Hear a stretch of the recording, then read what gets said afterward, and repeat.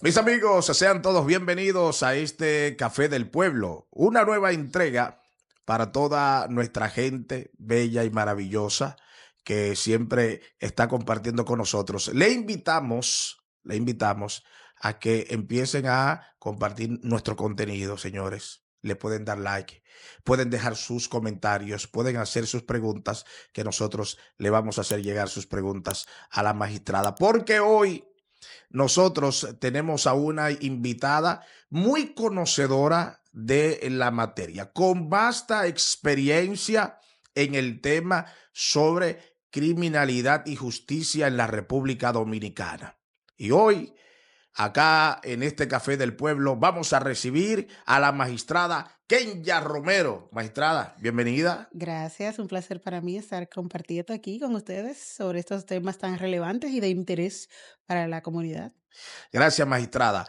Nosotros en el día de hoy vamos a pedirle a la magistrada que nos hable sobre la criminalidad, sobre la justicia, en relación a los temas que se han presentado, a los tantos temas que se han acrecentado en la República Dominicana. Nosotros tenemos muchos temas de feminicidio, tenemos muchos temas de lavado de activos, tenemos muchos temas de robo menores, pero también tenemos muchos temas que a veces quedan impunes y la gente dice, ¿por qué el de cuello blanco no es sometido a la justicia como cualquier ciudadano de a pie? Antes de entrar en materia, vamos a conocer un poquito a la magistrada. Magistrada, para que usted nos nutra un poco de quién es usted, cómo ingresa, cómo entra al Poder Judicial. Sí, gracias. Yo soy jueza del Poder Judicial hace 18 años. Entré bastante jovencita al Se Poder nota, magistrada, Judicial. se nota. A través de un concurso de oposición. Los jueces nos formamos. Primero pasamos por un escrutinio de un concurso bastante riguroso, de conocimiento y de mérito, así un escrutinio psicométrico también. El concurso, luego de pasar las fases que indica, se pasa a la Escuela Nacional de la Judicatura, que es un instituto de alto nivel de formación. En el cual se forma con herramientas técnicas e integrales, no solamente las instrumentales, porque ya uno es abogado Sí, cuando ingresa a la escuela, sí. sino para impartir y administrar justicia, que es un acto difícil, porque está envuelto de una labor técnica, pero tiene que estar permeada de muchos conocimientos y herramientas éticas y de muchas cuestiones. Entonces, luego de pasar 2 años en la escuela de la judicatura, en esa dinámica, pues yo egreso, en mi caso fue menos el periodo, porque era otro tipo de programa, pero sí, pasé a ser jueza de paz, de tránsito, posteriormente fui Wow. jueza de niños, niñas y adolescentes, una Oh, wow. experiencia absolutamente interesante. Luego jueza de la instrucción en el Distrito Nacional, en el séptimo juzgado, y ahora soy la jueza coordinadora de los juzgados de la instrucción del Distrito Nacional. Magistrada, pero ¿qué le motivó a usted a decir, yo quiero ser jueza? ¿O en algún momento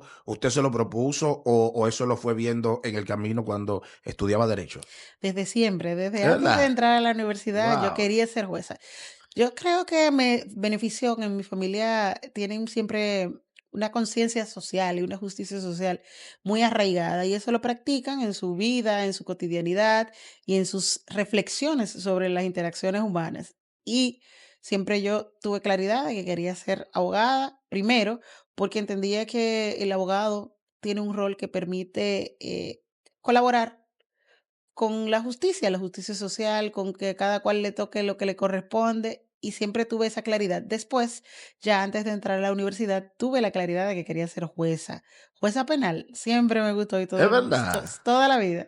Oh, wow. Sí. Pero lo que le llamaba la atención era un tema de justicia ciudadana, de poder colaborar desde su función a la ciudadanía. Sí, de poder colaborar, de resguardar los derechos de las personas. Yo siempre he sido estudiosa de los derechos humanos e interesada en el tema desde antes de ser jueza. Cuando era estudiante, siempre participaba en todos los concursos, las competencias, las capacitaciones del Instituto Interamericano de Derechos Humanos. Entonces, creo que nadie más tiene la oportunidad como un juez o jueza para resguardar los derechos de las personas y eso, de todas las personas que intervienen, de los imputados, de las víctimas, y creo que ese fue el impulso que tuve desde toda la vida. Y el tema miedo, el temor, porque por lo regular uno siempre ve jueces, pero decir, bueno, una jueza, usted no pensó en represalia, el temor de decir, no sé, si alguien del camino pudiera atentar contra mí. Eso nunca le detuvo. Absolutamente. No. De hecho, ni siquiera en mi trayectoria como jueza puedo indicar un momento en que haya sentido miedo. Yo hago esa labor con mucho respeto primero. Sí. Le tengo respeto al rol, pero le tengo respeto a las partes procesales que intervienen. Yo no le hago juicio moral a las personas, sino hago mi labor técnica de manera respetuosa. Y en esa medida creo que hay una reciprocidad. Los abogados son muy respetuosos, en mi Sí. caso siempre lo han sido, los fiscales también, y las mismas partes procesales que intervienen, las víctimas, los imputados, creo que hay una reciprocidad. Como yo soy respetuosa, creo que también ellos lo perciben y así he tenido esa reciprocidad. Nunca he sentido temor absolutamente de ningún tipo, No, nunca. el rol la pone un poquito más ruda, la hace que usted se ponga un poquito más serena, o eso usted lo trae de naturaleza. Yo soy muy ecuánime, Sí. siempre soy muy ecuánime en mi vida personal y en mi vida profesional. Pero no creo que sea ruda, claro, el rol de policía de la audiencia implica que yo resguarde la solemnidad y haga que todas las demás personas lo hagan.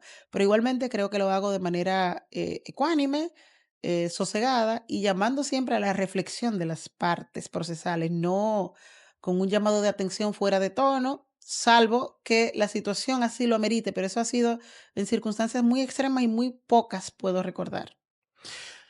¿Cómo usted evalúa la, la criminalidad en la República Dominicana? Porque usted, como jueza penal, tiene una relación mayor con la criminalidad propiamente por su función, Sí, sí. que no es como cualquier ciudadano que solamente ve en plataformas digitales que pasó esto, que pasó lo otro. ¿Cómo usted ve la criminalidad actual de la República Dominicana? Bueno, la criminalidad es un fenómeno que desafortunadamente es a nivel global.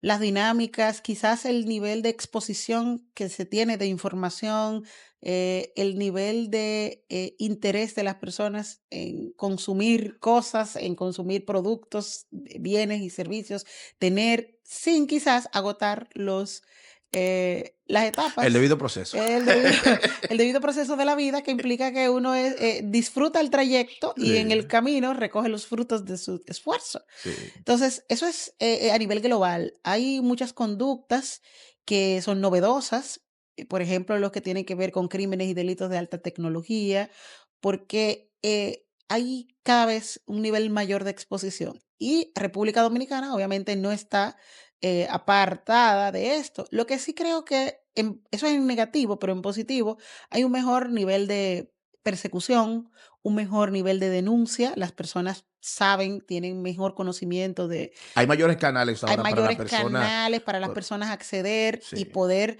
hacer valer, esa afectación que tuvo y recibir una respuesta. Por supuesto, hay oportunidades de mejora, quizás en la forma de comunicar que las personas tengan un entendimiento mejor del alcance de sus derechos y de las potestades que tiene para acceder al sistema, de hacerle una denuncia, tener mejores canales. Pero, sí, la criminalidad en todo el mundo es un desafío. Creo que la política pública y cada vez el sistema, en todos sus componentes, los actores claves, están en el compromiso y creo que lo tienen claro porque hay muchas ventajas. Tenemos mayor evidencia, tenemos mejores estadísticas, tenemos una caracterización de los perfiles. eh, tenemos mejores herramientas para poder abordar los temas, tenemos un catálogo amplio de medidas alternas al encarcelamiento, porque además no es solamente una sanción. la sanción tiene que tener un sentido. Y Sí, el sentido es la restauración de la persona. Por eso se apunta mucho en nuestros países a la justicia restaurativa. Primero, porque muchas veces es que la persona que comete una conducta, sobre todo eso que usted decía de los robos simples o los que debutan en conductas, tienen unos factores de riesgo detrás en su vida. Quizás no tienen muchas oportunidades o no tienen herramientas para poder hacer otra cosa y el entorno quizás no es muy favorable el que tienen. Entonces creo que todo ese tipo de información es útil para apostar a la prevención. Apostar a la prevención, porque la intervención judicial no puede ser ex post, nada más, de perseguir a las personas que cometen el crimen, sino identificar de manera cuáles preventiva, son sí, hacer un esos trabajo preventivo, nudos sí. exactamente, cuáles son esos nudos que tenemos que hacen pasible a una persona, sobre todo a las personas más jóvenes, que son los que son un poco más vulnerables para cometer la conducta. Cada vez más vemos Sí, en sí. sede judicial personas mucho más jóvenes debutando en conductas delictivas. ¿Usted Y cree que las redes sociales han ayudado a que los jóvenes quieran emular ciertas conductas que ven a veces de otros que están con mucha opulencia en las mismas plataformas digitales? ¿Cree que esa sea una conducta que se replica? bueno, las redes sociales innegablemente tienen su parte muy positiva, eso tiene luces y Sí, claro. sombras. Las tecnologías de la información han traído muchos beneficios para todo, hasta para la ciencia. Pero obviamente también hay mensajes que hay que saber escoger. Hay que saber seleccionar el tipo de información. Pero creo que más que ese nivel de exposición, porque ellas están ahí, las redes. Sí. Si yo no tengo en contrapeso herramientas técnicas y emocionales o de orientación, de acompañamiento, de información y de educación, y también tener claridad, la prevención yo creo que tiene que ser un poco más agresiva. Sí. Aquí debemos girar la moneda y la prevención debe ser un poco más agresiva y más presente, más... Hay muchas iniciativas, debo decir que hay muchísimas iniciativas en República Dominicana sobre prevención. Cada vez más vemos eh, muchas instituciones sumándose a la prevención. Lo que pasa es que creo que debe ser un poco más articulada para que sea más efectiva y pueda incidir más en los grupos de interés. Usted sabe que un amigo suyo, el licenciado Robert Mustafa, que pasó por acá, por este café del pueblo, le Sí, hicimos la pregunta con relación al tema de lavado de activos, que yo decía, explícame sobre el fenómeno, que ahora mismo hay una cantidad, y sobre todo el tema de los chiperos, que hay una cantidad de muchachos que quieren entrar a cometer esos actos delictivos, fruto de una presión de las muchachonas que se hacen, y él decía, bueno, lo que pasa es que hay muchachas jóvenes que hasta toman préstamo para poder hacerse el cuerpo. Y este que no puede acceder a eso, entonces se meten en una conducta delictiva para poder, y se juntan esas dos personas. Y él decía, aquí hay un factor importante, el tema educación, el tema oportunidades, que nosotros en la República Dominicana en tenemos un nivel de educación muy costoso y cuando tú lo logras alcanzar, te das cuenta que a veces no hay como muchos lugares hacia donde voy. Entonces, ¿cree usted que el factor educación es muy relevante? absolutamente. Ese es el eje central, la educación y, como decía, mitigar los factores de riesgo que bordean a las personas. Creo que la política pública tiene un rol importante, hay que vincular esto, por eso retomo lo que dije inicialmente de la justicia restaurativa, de la prevención, del acercamiento ciudadano, de otorgar de herramientas. Muchas veces las personas no tienen, y lo vemos en las redes sociales, cualquier comentario que hace una persona dice, bueno, pero ese delito, eso no es tan grave, porque eso pasa en mi comunidad todos los días, Normalizando porque ya la muchas hecho. veces las personas por desconocimiento normalizan conductas que son delitos Ujú. y lo normalizan porque esa es su cotidianidad. Entonces yo creo que tenemos que repensar las formas de abordaje. Y la mejor forma es la educación, pero la educación no puede ser lineal. La educación en esos temas, la educación ciudadana debe ser entendiendo los grupos. Un adolescente, por ejemplo, no entiende los conceptos igual que lo entiende una persona de 50 años. Ya lo entiende más visual, más lúdico, Sí, más sí. operativo, más práctico en su lenguaje. Hay que ir a su lenguaje, hay que ir a sus formas de aprendizaje.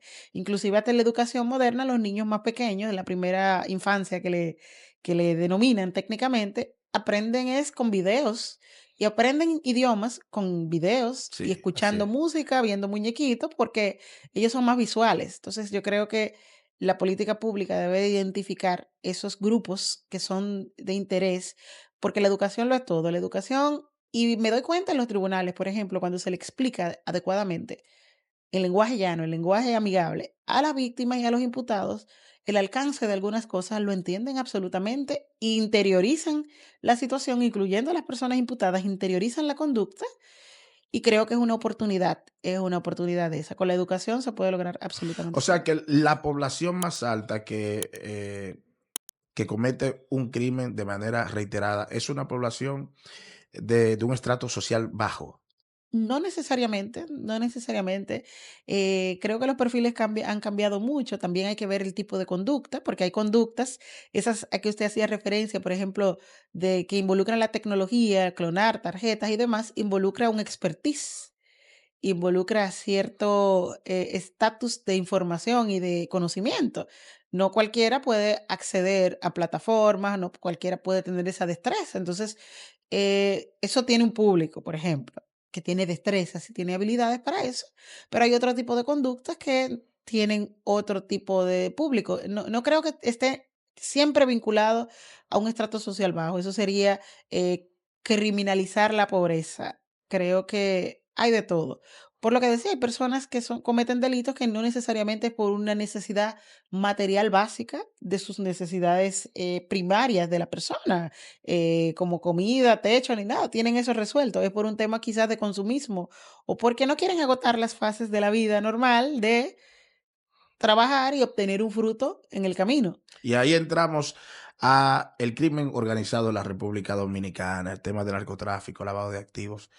¿Cómo, cómo impacta eso a la carga que lleva la justicia con los tantos casos que a veces la población lo que dice, pero ven acá, a todo el mundo le dan prisión preventiva? Ujú. ¿Será por un exceso de casos, una carga que hay? ¿Cómo usted evalúa el tema del crimen organizado ahora mismo en la República Dominicana? Bueno, el crimen organizado también es un desafío para los países. Todos los países tienen en sus agendas estatales el 1A es cómo abordar el crimen, porque ahí plantea varios desafíos. El primero es el tema de la investigación. No son conductas ordinarias fáciles de investigar, primero.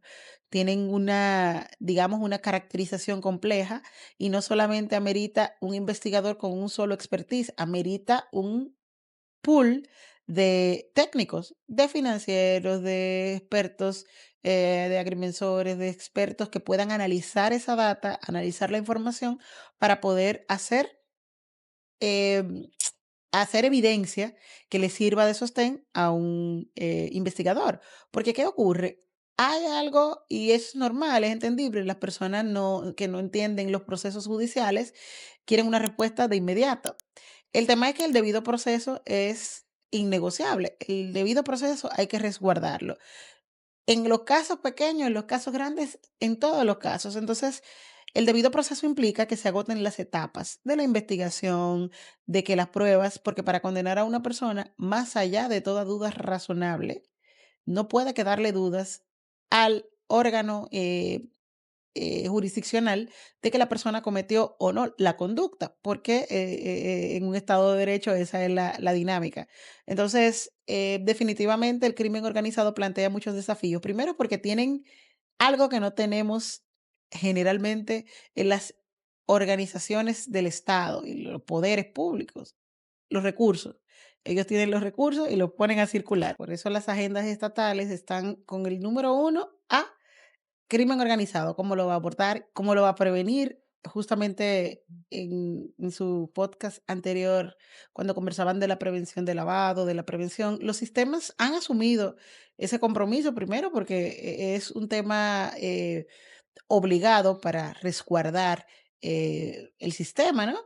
Tienen muchos controles, cada vez más, pero el crimen tiene unas ventajas. El crimen organizado tiene recursos, tiene, aparte de los recursos, tiene a disposición personas con la información, con conocimiento suficiente, y este conocimiento técnico le permite identificar cuáles son los espacios en los que pueden penetrar. Entonces, definitivamente, teniendo recursos e información, van detectando dónde están las debilidades. Y yo creo que ese es el primer desafío, que a pesar de que debemos decir que República Dominicana tiene muy buenas prácticas en materia de prevención de lavado, en materia de prevención del crimen, cada vez más hay equipos organizados en las instituciones, la Procuraduría, en los sistemas de investigación, la Dirección de Control de Drogas, el sistema financiero, que desatan, despiertan las alertas que le permiten tomar las medidas de control.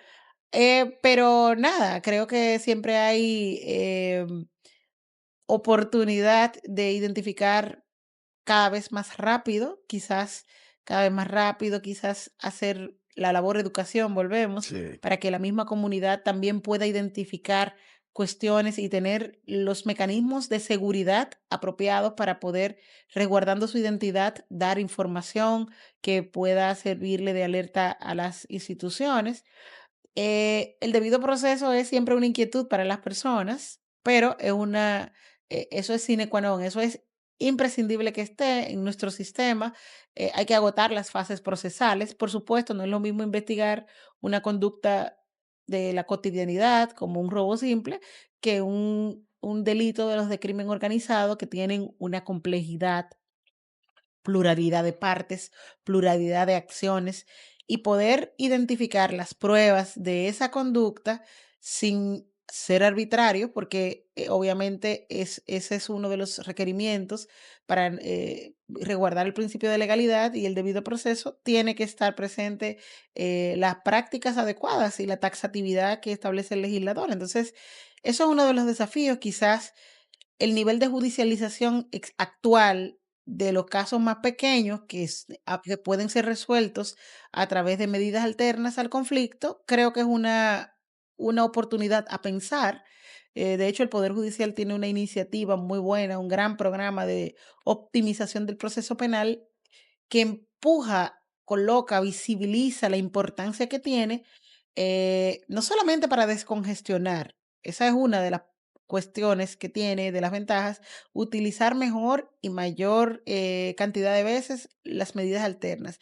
Es también para que sea una interiorización mejor de las personas, porque con medidas alternas se le da un seguimiento y las personas quizás pueden interiorizar mejor la conducta lesiva que han cometido en los delitos que son menores, y reconducir su conducta y tener herramientas técnicas, quizás capacitaciones que le permiten y orientaciones que no tuvieron probablemente sí, anteriormente y poder reinsertarse a la comunidad de manera adecuada. Creo que eso favorece porque en la medida en que tengamos un menor volumen de los casos de ordinario, que sean resueltas por otras vías más favorables y restaurativas respecto a las personas y respecto a la víctima. Hay interés de colocar a los investigadores en los casos de crimen organizado para que puedan tener una respuesta más expedita, quizás pruebas más robustas que permitan y pongan en condiciones a la persona de defenderse y al tribunal de evaluar la pertinencia o no de eso. Creo que también es, pero todo eso se hace con recursos, con capacitación, con dotar a los técnicos que investigan de herramientas tecnológicas también. Hay muchas herramientas también de cooperación, muchos grupos a nivel regional que son de mucha utilidad en materia de trata de personas, en materia de pornografía infantil, de los delitos lesivos a la dignidad que tiene que ver con la alta tecnología. Hay muchísimo, con corrupción, con todas esas conductas. usted sabe que hay una percepción ciudadana de que los casos de corrupción en la República Dominicana y los crímenes de cuello blanco, como que tienen un tratamiento muy especial, como que estas personas son tratadas en bandeja de plata, no igual, y que el proceso no se le lleva igual que a un ciudadano común y corriente. En realidad, ¿cómo usted evalúa realmente ese tratamiento que últimamente se le está dando a los casos de corrupción? Y, o sea, desde la óptica ciudadana, para que usted le diga, miren, ustedes perciben esto, pero en realidad es, como te indicaba, hay que llevar un proceso, Sí. quizás ustedes ven que se le da una prisión domiciliaria, pero espérense, que esto no se trata, para que usted le pueda explicar a la ciudadanía que a veces dice, lo dejaron libre, lo soltaron, sin saber que aún todavía tiene una medida cautelar. Entonces, Sí. ¿cómo evalúa usted ese tratamiento que se le está dando a estos tipos de delitos? Es una percepción, porque la verdad es que las rutas que llevan los procesos, los tribunales, todos los que estamos dentro lo vemos. Todos los casos tienen las mismas fases procesales, las mismas dinámicas. Creo que quizás nosotros en este país estamos, por decirlo de algún modo, debutando en el conocimiento y la investigación y la persecución, los órganos que se encargan de eso, de ese tipo de conductas. No era muy habitual hace unos años tener judicializados casos de este tipo. Por lo mismo que decía, entiendo que puede ser esa la causa de la dificultad de investigación, de quizás no estaban dotados quizás de tanta formación especializada en ciertos temas, pero la verdad es que llevan las mismas dinámicas. Lo que pasa es que los casos complejos que tienen pluralidad de partes, es el mismo legislador que le da un trato diferente, porque como los plazos son diferentes, quizás es por eso la percepción, porque son más largos las etapas procesales, la documentación que llevan también es mayor, mucho más, y quizás por eso las personas perciben que no tienen una respuesta más rápida que la que reciben en un delito de otra naturaleza. Pero, Pero por ejemplo, magistrada, a veces la población ve, lo acusaron de corrupción, de contubernio por 5.000 millones de pesos. Y la gente dice, wow. Y luego lo envían para su casa. La gente dice, mira eso, lo lo que soltaron, pasa es que esas lo no son dejaron libre. condenas. Explíquele eso Esas no a... son condenas, Sí. y eso es importante que las personas lo sepan. Creo que quizás falta mucha más información en lenguaje llano. Lo que ocurre es que las medidas, esa primera fase en la que las personas se le impone una medida de coerción, no hay 7, hay un abanico de posibilidades. Son 7 medidas de coerción.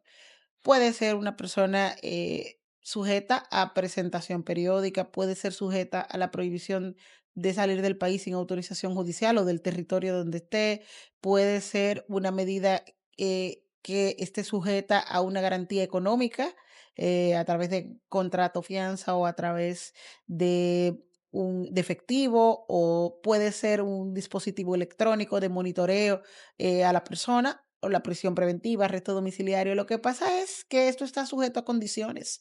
Esto está, la ley dice, no es que el juez se le ocurre, eso está sujeto a verificación de pertinencia o no, y a unos presupuestos específicos, que exista riesgo de fuga, que la persona tenga una expectativa de que se vaya a fugar, y eso que, o que tenga una conducta procesal que exhiba eso, que sugiera que la persona no se va a presentar, o que la persona afecte los medios de prueba o la víctima.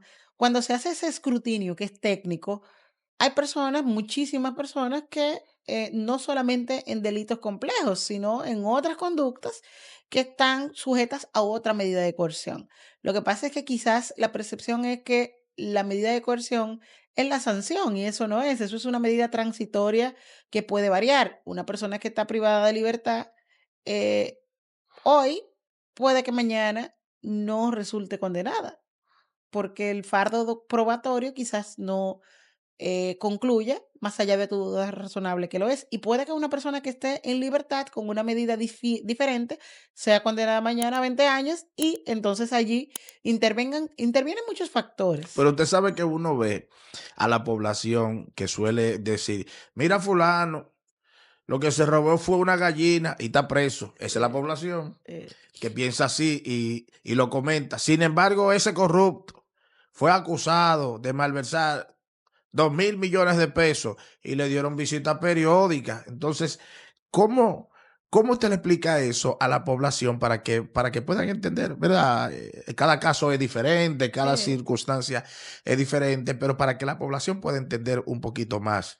Sí, bueno, eso depende de la valoración que se haga de las piezas que se aporten, como decía, de los riesgos que pueda advertir el juez y que le pueda mostrar la parte que solicita la medida, porque el juez no se lo inventa, tienen que ponerlo en condiciones de identificar los riesgos que se sugieren que existen. Si no se pueden demostrar o no existen o no se advierten en ese momento, pues definitivamente se opta por una de las medidas que están, pero... eh, los que estamos dentro del sistema, abogados, jueces, fiscales, sabemos que en los casos complejos y en los no complejos hay de todo. Hay personas que están privadas de libertad, hay personas, yo que conozco medidas de coerción, puedo decir que hay que eso puede variar de acuerdo al caso, de acuerdo a las características particulares, de acuerdo que no son porque la persona, sea de una clase social u otra. Hay de cualquier tipo de de factores que no son esos. Esos no son los factores determinantes, son factores técnicos que tienen que verse en los expedientes, pero sí, también es normal, es una las personas cuando se trata de conductas que son lesivas al patrimonio público, evidentemente tienen una efervescencia natural y justificada porque las personas piensan en la afectación colectiva, pero los procesos penales no son así. Tiene que existir vínculo y una sentencia más allá de toda duda razonable para que una persona sea considerada culpable. Tanto el de la gallina que usted refiere el supuesto, como el tipo penal que es diferente. Entonces, es un tema de técnico, es meramente técnico y está sujeto a pruebas.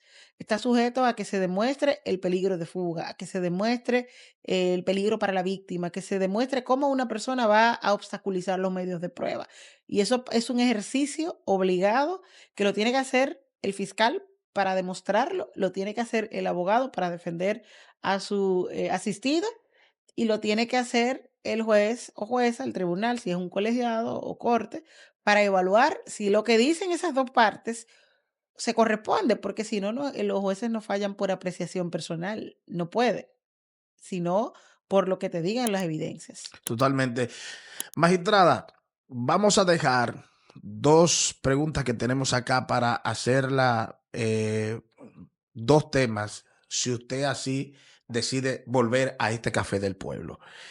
Y uno de los temas es sobre el tema de las medidas cautelares, pero sobre todo la prisión preventiva, que la población cuando escucha que alguien ha sido acusado de un delito, de un crimen, lo que quiere es sangre, lo que quiere es cárcel. Pero, por otra parte, tenemos la cantidad de presos preventivos que tenemos para que usted no pueda ampliar, le pueda explicar de manera detallada a toda la población con relación a esta medida. Y el otro tema que no se pueden tratar juntos es sobre el tema de la violencia de género. Mm.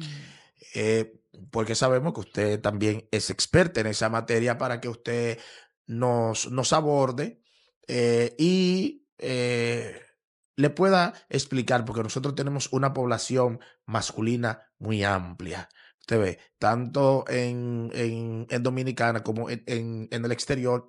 Y es bueno que, como usted decía, que las personas dominen la información, porque si dominan la información, entonces se van a empoderar y tal vez no cometan ninguna acción que vaya en detrimento de ellos. Si usted acepta, nosotros le queremos volver a invitar. ¿Qué dice usted? Hay que comprometerla aquí, ¿sí o no, Con director? Hay que con gusto. comprometerla a la magistrada en el aire, porque si es fuera del aire, mira, me esquiva, pero en el aire.